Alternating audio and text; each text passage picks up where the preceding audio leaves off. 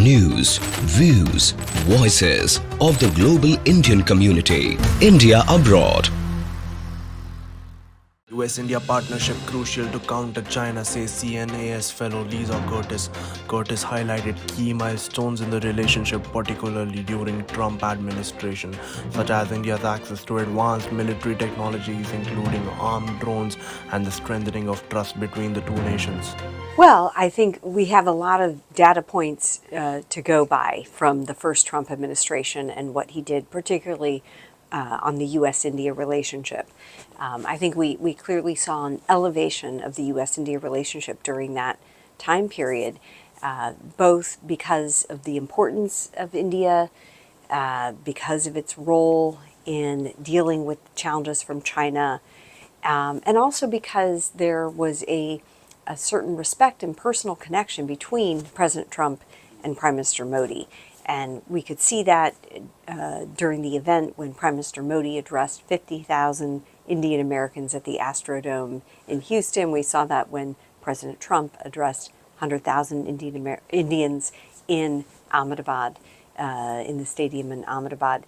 And I think, that relationship really helped cement a lot of the progress that was made.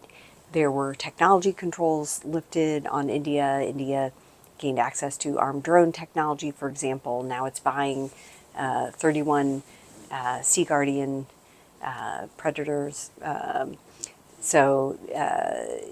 We saw the building up of not only the defense and security relationship, but also confidence and trust. We saw more confidence and trust in the partnership between the U.S. and India. And of course, the Quad was started during this period.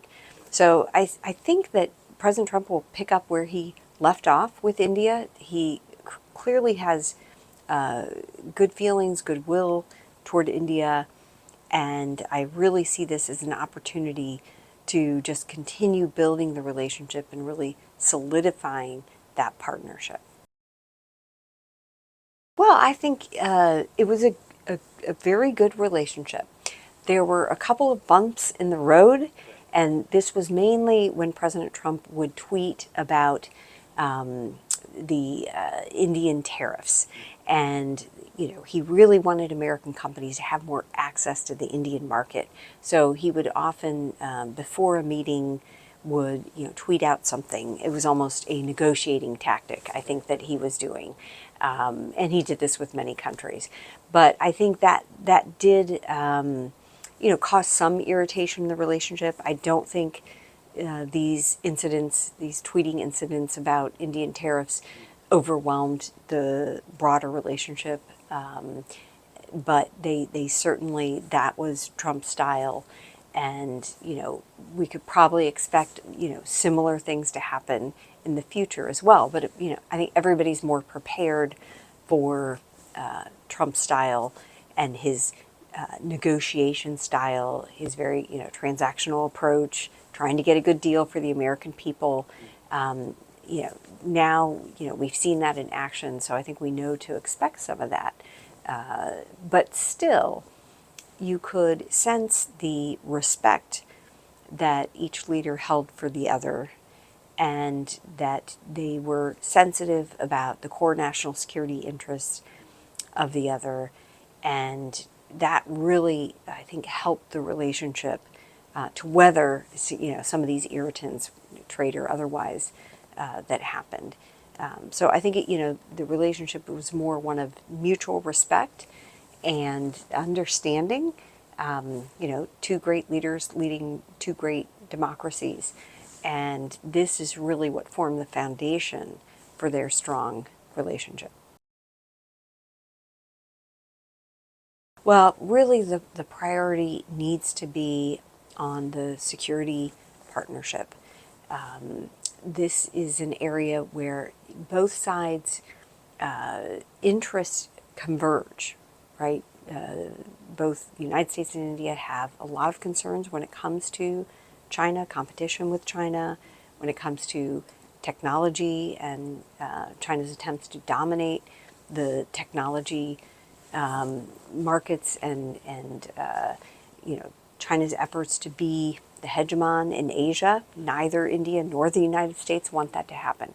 So they have a deep mutual interest in cooperating, but I don't think we have realized the full potential of that kind of defense and security cooperation for various reasons. Both, have major bureaucracies, they're democracies, which can cause things to stall, defense sales to stall, etc.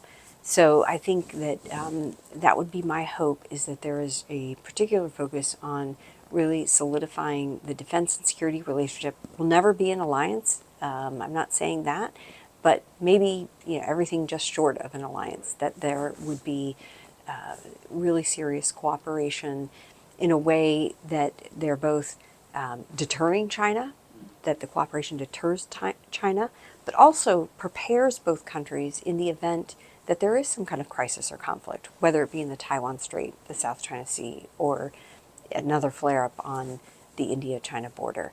I think it would behoove both sides to be prepared for these eventualities and to really enhance that partnership just short of an alliance. The pick of Mike Waltz for National Security Advisor sends a very clear signal that the Trump administration will be focused on China first and foremost.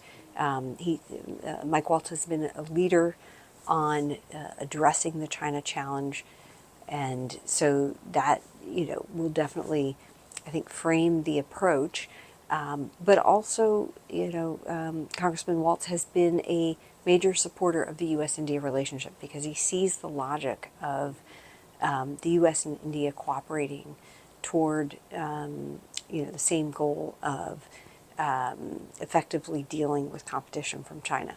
So I think Marco Rubio, who he has put forward as Secretary of State, similar.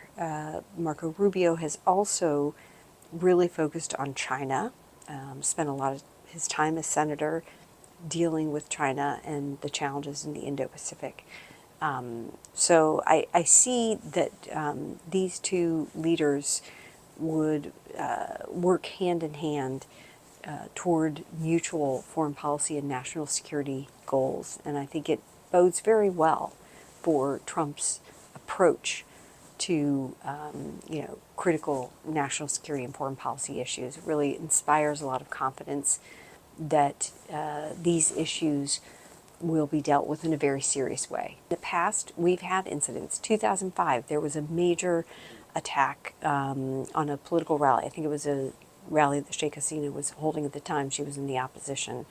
There have been other instances of terrorists being arrested from Bangladesh.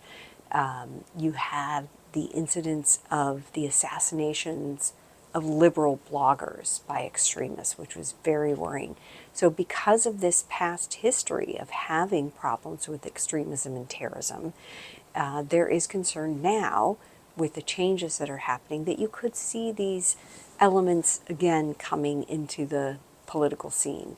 So I think that is the major concern, that there could be some instability in the future of Bangladesh.